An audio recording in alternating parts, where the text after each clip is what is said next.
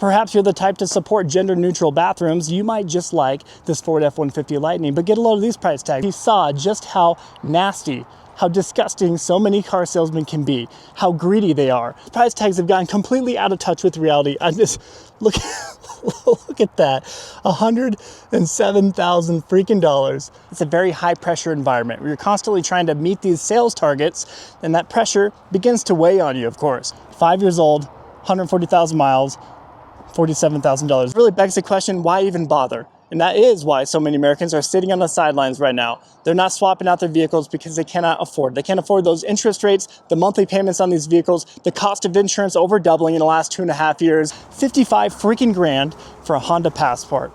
Most car salesmen are paid on a commission basis. So if they don't perform, well, they're not paying rent. They're not putting food on their table for their family. They outsource production entirely to Mexico for the Toyota Tacoma, and they still upcharge us tremendously compared to the previous generation that was out in 2023. It is a profession, it is an industry that rewards sleazy tactics, unfortunately. People are just tired of getting the wool pulled over their eyes. They're so tired of the back and forth that they have to go through when they go to a dealership to negotiate a vehicle. Price tag, $102,200. It's just a cutthroat, sleazy environment for him to be in, a very toxic environment by the way he described it. You know, if you weren't showing up early and staying late, you weren't trying hard enough. Second you drive these off the dealership lot, prepare to lose 25 to 35% of the value of this vehicle. Tube Untamed here. Let's face it, being a car salesman within the United States is not the most admirable or honorable profession. The retention rate and turnover rate has never been great by any means, but this last 2 years, it has been the worst it's ever been in the history of the United States. We're talking 8 out of 10 car salesmen who arrive to a dealership, they depart, they leave within the first year. Many of them within the first few months. Actually, personally, I do have a good friend of mine who started working at a local dealership here. He was only here for 3 days before he decided it was not for him. The things that he shared with me are pretty disturbing. I'm gonna share with you guys today, so stick with me. To be fair, the retention rate has always been pretty bad, right? We're talking about 60 to 70%. That's been pretty common, but we have teetered up to that 80%, meaning 8 out of 10 new salesmen within the first year are departing the profession. Now, one big part of the problem that we can't go without mentioning is just the fact that new car sales are in the gutter right now. You walk in a dealership, you're going to see lines upon lines of unsold inventory, and it's largely thanks to the price tags now. The price tags combined with the terrible interest rates that we still see are really driving the issue. Hopefully you're going to be able to see it here, but we have a price tag of $58,570 for this 2025 Chevy Colorado ZR2.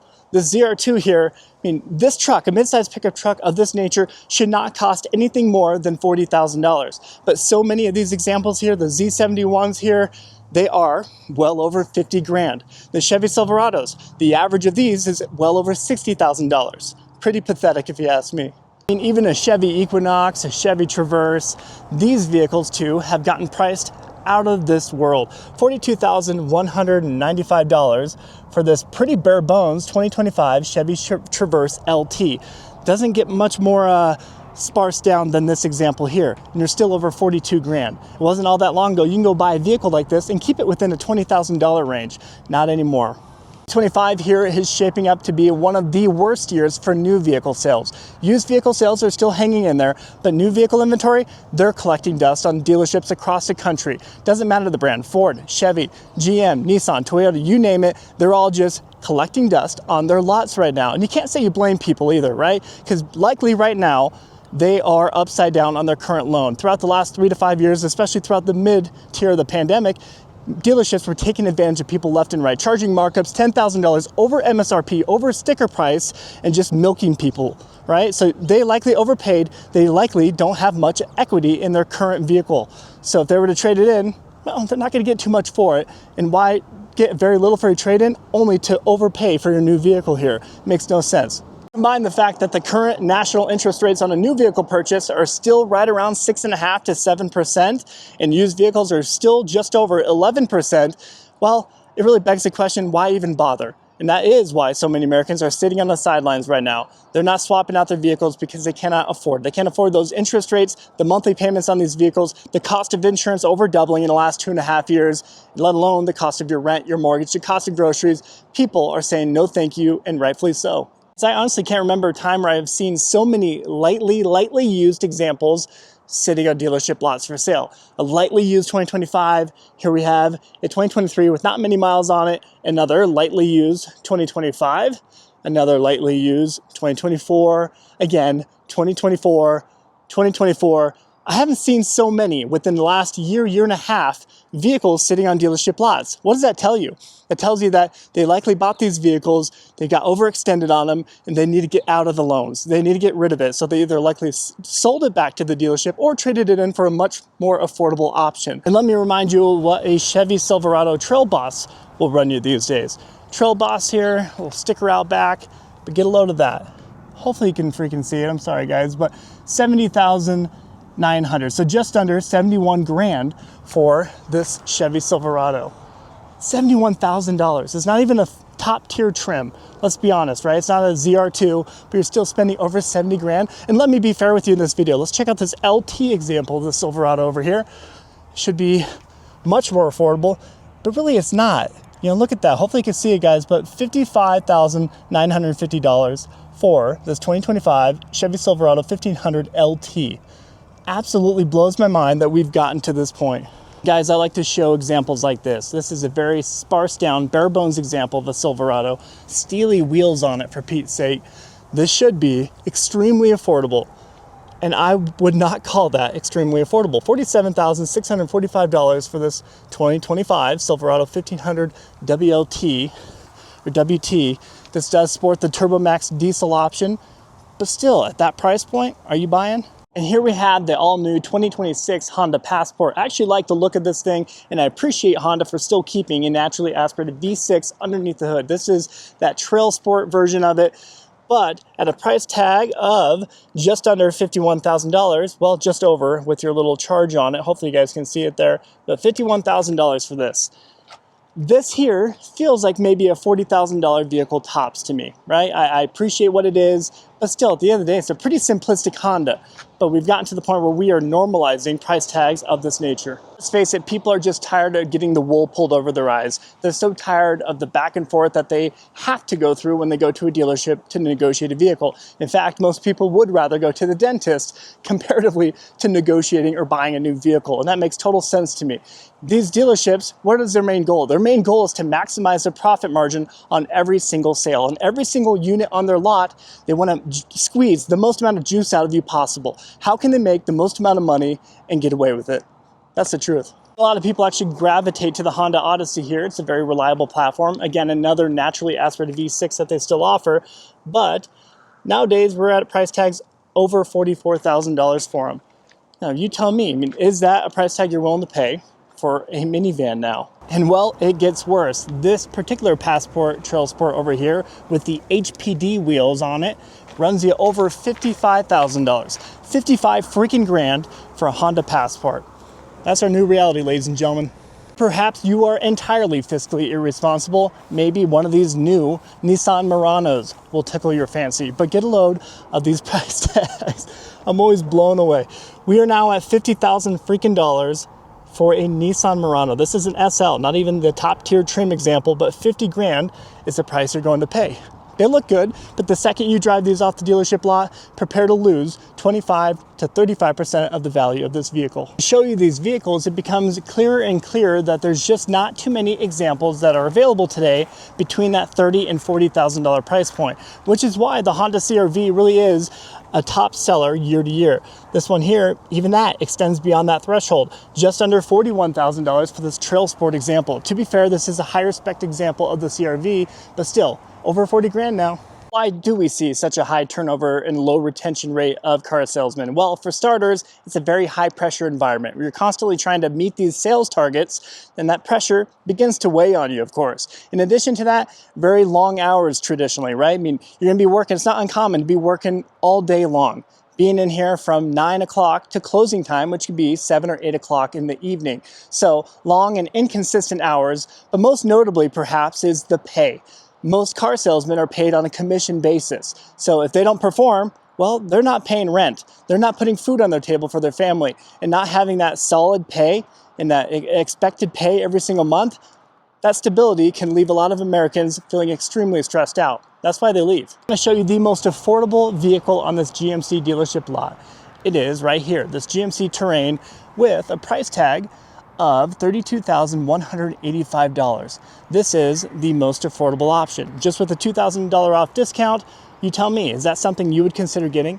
Now let me talk about my friend real quick and his experience as a salesman for 3 freaking days, okay? He's a father of 4 kiddos, he's prior military, a great, honest guy, a guy that I like surrounding my family with and his family. So he thought he would try his hand at trying to be a car salesman. He has a successful business refurbishing furniture here in town, so he doesn't absolutely need it, but he figured with his extra time, he would go try to sell some cars.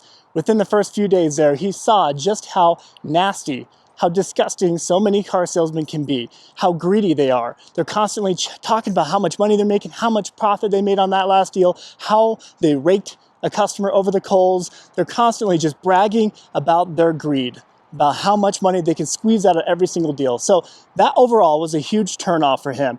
It was just a cutthroat, sleazy environment for him to be in, a very toxic environment by the way he described it. You know, if you weren't showing up early and staying late, you weren't trying hard enough. And well, if you got a family, that's just not ideal. Don't get me wrong, guys. I'm not naive to think that selling cars is for everyone. But honestly, when he told me that he was gonna go be a car salesman, I was pretty excited, a little nervous for him, but I was actually excited. Heaven forbid we actually inject more people with integrity, honesty, people who aren't gonna pressure you to death to come buy a vehicle. Heaven forbid we inject more people like that into the profession, right? I was excited for that. But unfortunately, the greed prevailed. Honestly, I feel for people who need a truck for a living, people who have a company or a business that requires them to have a full-size, heavy-duty pickup truck, who are constantly towing and hauling things.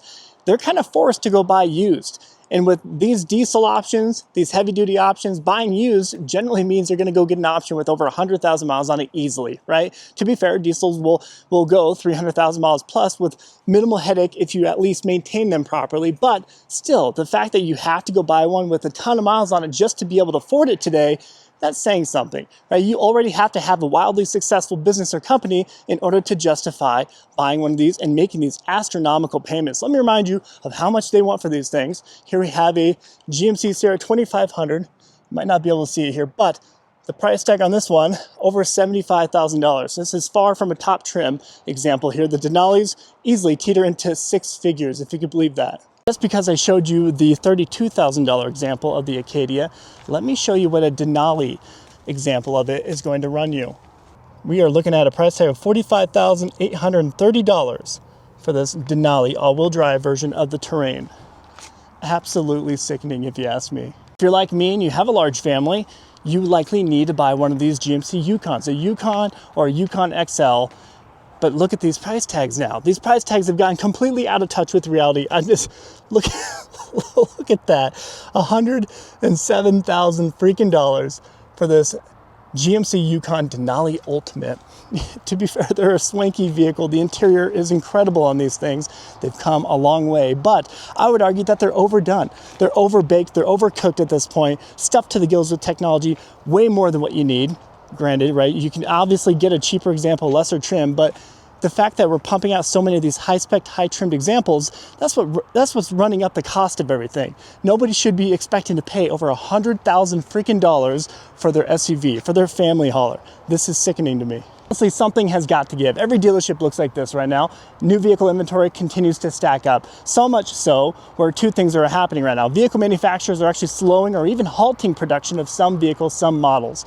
The other thing that's happening is so many dealerships are beginning to turn away their deliveries. They're turning away their allocations for these vehicles because they, A, have no room for them, and B, they become a huge burden. Many examples are a huge burden for a dealership, like the F-150 Lightning.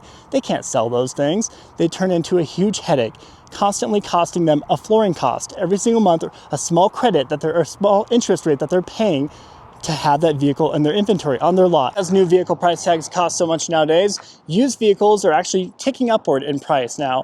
126,000 miles on this 2021 GMC Yukon XL. Originally they wanted 50 grand, but it has been sitting for a while. Now they brought it down to $41,000. Can you imagine spending 41 grand for a vehicle that has 120,000 plus miles on it? Let's look at the one next door for fun. This is a 2022 GMC Yukon XL. They originally wanted 48 grand with 81,000 miles on it. Now they want 47,000 for this particular one. Right next door, 2020 Ram 3500. They currently want 47,000 freaking dollars for it, and look at that. 140,000 miles. 5 years old, 140,000 miles, $47,000. Diesel option or not, no vehicle should cost that much. Not to mention, we got a number of notable hail dings on this one here. So no thank you on this. The list goes on, guys. As I look at all these used examples here and look at their price tags, all of them are easily 20% or more overpriced as advertised. So a lot of these here are going to continue to sit, collect dust, in my opinion. But to be fair, wholesale values across the board, auction values of used vehicle inventory has seen a bit of an uptick since January of 2025 here. They've seen about a 10 to 15% uptick overall on the cost and values of used vehicles. That's largely thanks to the fact that new vehicle inventory is gotten out of reach. I'm about to make a lot of you sad with this information here, but GM just announced that they're going to be slowing production of their GMC Hummer EVs as well as their Cadillac Escalade IQs here. These electric vehicle options here that are massively overpriced. Get a load of that. $146,500 for this particular example. Hopefully you can see it, but $152,000 for this example right next to it. These here, they're not selling, and for obvious reason. The target demographic for this, the high-end top 1%ers, even they say no thank you to this. Honestly, a big part of the rub for me is because of vehicles like this, you and I are paying huge insurance premiums for our normal vehicles, right? Everyday vehicles now cost an arm and a leg just to insure them because people who buy these and they end up crashing them or totaling them out and having these giant insurance payouts to cover the cost of them, because of those large payouts, you and I are paying a heftier premium because of it. GMC is struggling to sell their Sierra 1500s here, especially their elevation trimmed examples like this one here. This one's sporting a 5.3 liter V8. Let me remind you how much they want for them. Here right next door is an identical option of it, is $66,575. Again, for an elevation trimmed GMC 1500. That is too much. When the average price of a new truck sale is just over $64,000 within the United States now, most Americans can't justify those payments. If you're going to put 10% down and finance the rest of it, if you finance $60,000 on this, you're still easily paying right around $900 to $1,000 per month with current interest rates. Can you imagine dropping $1,000 per month for your truck? Not to mention the value of this is going to drop like a rock as soon as you drive it off the lot. As I want to be fair here a little bit, not all car salesmen show up to a dealership and then leave the profession within the first few months or first year there. A lot of them will jump to a different dealership, and that is quite commonplace. They'll show up to a dealership, work there for a few months, and jump to another dealership, work there for a few months. There's that constant pursuit for the next best thing, right? And that's serving, honestly, to the detriment to so many salesmen. They'll show up, they'll try to jump to greener pastures, but well, the grass isn't always greener, and they end up leaving very soon. What I would like to see, I would love to see non-pressure sales, right? I mean, going into a dealership and not feeling as though they're going to be pulling the wool over your eyes every single time you go there. And imagine buying a vehicle from a dealership, having a positive experience, leaving a 5-star review for them, and then going back to that same dealership for your next vehicle, 3 to 5 years down the road, going back to them and expecting that same sales rep to actually still be there, you know, because they didn't get forced out or pressured out because they weren't meeting sales targets, but instead they were paid a nice wage, a salary to actually work there and not pressure customers every time they come in. So imagine that. You went back there and you built a long-standing, loyal relationship, a trustworthy relationship with a sales rep, and you continue to go there. Can you even imagine that? My father did that with a local Chevy dealership in our hometown growing up. He did it throughout his entire adult life. He'd go back to the same exact sales rep at that Chevy dealership because he stayed there for 25, 30 years. So pretty cool, but unfortunately that just doesn't happen anymore. Imagine wanting one of these big body Broncos. Get ready to fork over a kidney for it because you're looking at a price tag of $67,545. So hope you have a spare kidney because that is what you're going to be paying for it. Kind of wild, huh? Shame of it all is it is a profession. It is an industry that rewards sleazy tactics, unfortunately. And it's a profession that doesn't discipline dealerships for deploying those tactics, right? I mean, during the pandemic, dealers that were deploying markups over MSRP, those vehicle manufacturers should have taken note of that and like, wait a minute, we need to not give them so many allocations of desirable vehicles. If they're going to be running markups and pushing away our customers ultimately, maybe not near term, but come time for them to buy a new vehicle again in 3 to 5 years, they will remember the dealership that milked them of a markup. They'll remember, and they are certainly not going back to that dealership. It just tarnishes brand reputation. Can you imagine that though? Can you imagine if dealership's greedy tactics were actually disciplined by vehicle manufacturers. It impacted their allocation and reallocation rates. Can you imagine if we got to that point? Only then, I believe, would we actually see a positive shift, a positive change away from issuing markups, away from trying to nickel and dime you of these bogus protection packages, extended warranties that they force upon you. Only then would we distance ourselves from that. He is actually afraid to look at the price tag of this brand new Toyota Sequoia Platinum. And well, look at that. All right, well, a Toyota Sequoia, $86,000 for this Platinum hybrid example, sporting that turbocharged twin turbo V6 hybrid example underneath the hood. This right here is a big part of the problem, right? We've gotten too complicated, too complex in all these platforms. The new Tacoma here, all of these examples out here. The new Tundra, they're overdone, they're overcooked, and well, that has rubbed people the wrong way, especially with brands like Toyota. People buy Toyotas for 3 reasons normally. That's for simplicity, reliability, and affordability. All 3 of those things, far out the window now. And honestly, out of all the vehicles here at my local Toyota dealership, I would only consider buying this one, this brand new Toyota Camry. This is the only one that makes sense to me. Price point is right in the mid $30,000 range. This here actually makes sense, right? I mean, great fuel economy, they look good, they hold a great resale value still, they're simplistic still. This here, I think, still scratches the itch.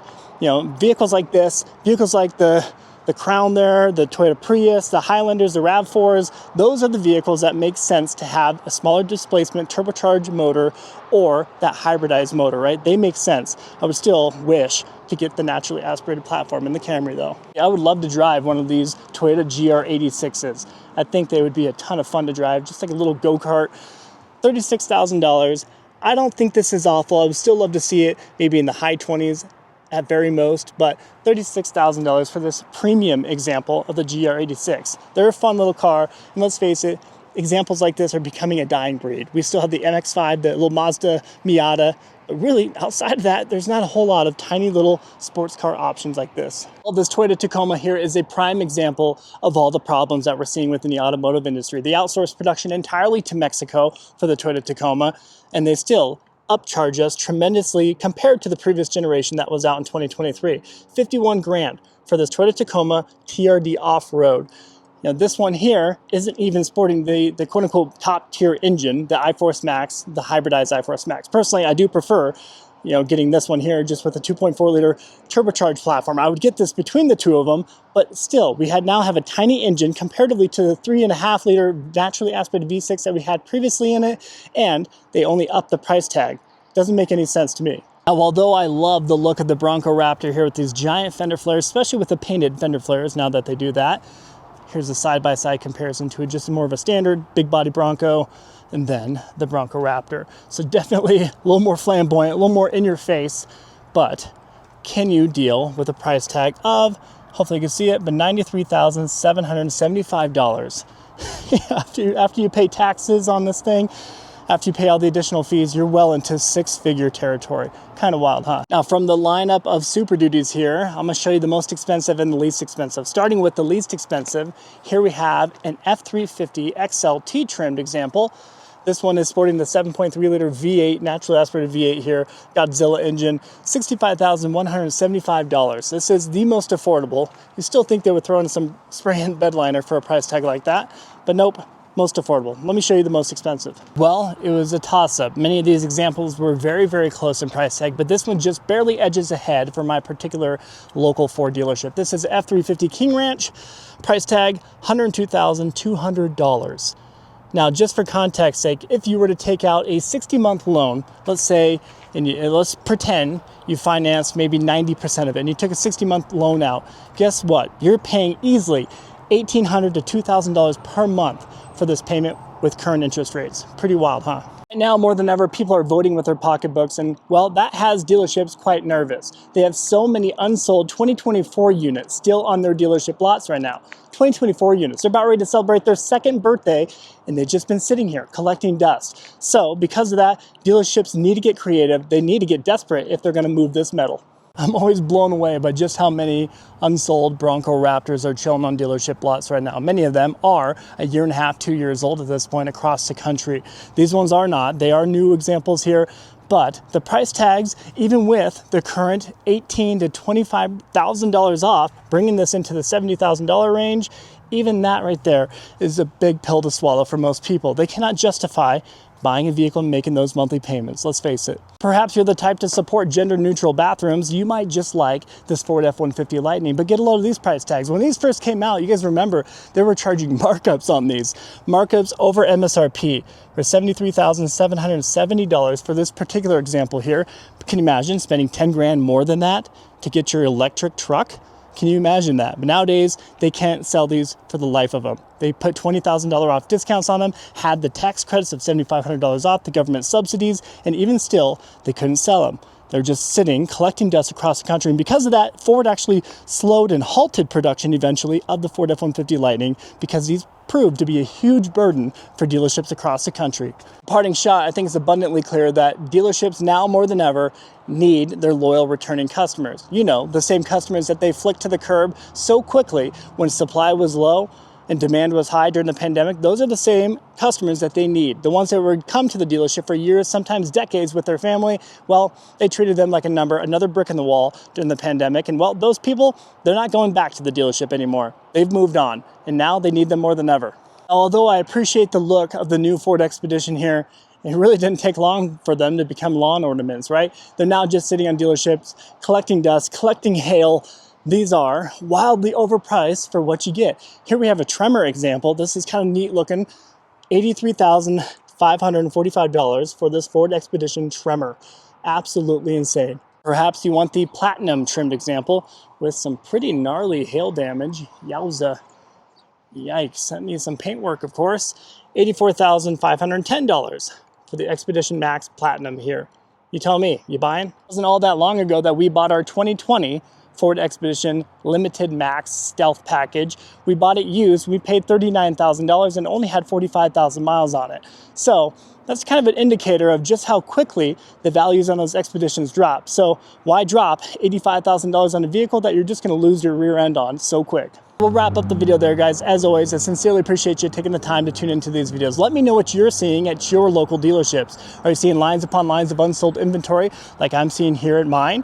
Are you still seeing the same sales reps working at your local dealerships? Or are you seeing new faces every time you go in there? Let me know what you're witnessing. As always, thanks for watching. If you appreciate this type of content whatsoever, I do respectfully request that you please consider liking and subscribing. Your support means a ton, and I promise you it doesn't go unnoticed. Till next time.